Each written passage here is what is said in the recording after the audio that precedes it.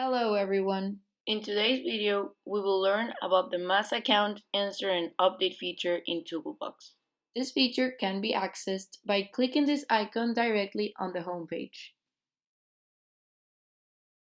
Before going on with the video, if the company uses Windows Active Directory to update the information in Google Workspace user's profile, the changes made through ToogleBox will be reverted with the next Active Directory synchronization. In this case, it's recommended to update the information using Active Directory instead of using the ToogleBox functionality. Otherwise, ToogleBox is the best option for your company. The first thing that you need to do is choosing the domain you want to work with. This in case that your company has more than one. The next step is downloading a file with the accounts of your domain. Do this by clicking on the arrow pointing down, and a CSV file will be downloaded to your computer. This file contains all the information from the end users stored in their Google user profiles. It includes more columns than the one downloaded from Google Workspace. For example, it includes the organizational unit field, which means you can easily move your users from one OU to another by massively updating that field on the file.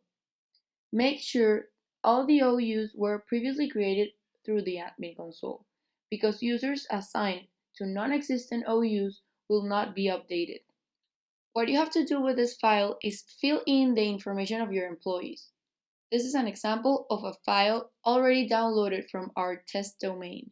After the changes are made on the spreadsheet, the file must be saved as a CSV file in your computer and uploaded into ToogleBox, clicking on the blue arrow pointing up to upload the file with your employees' information. Make sure that it's a CSV file and click Upload.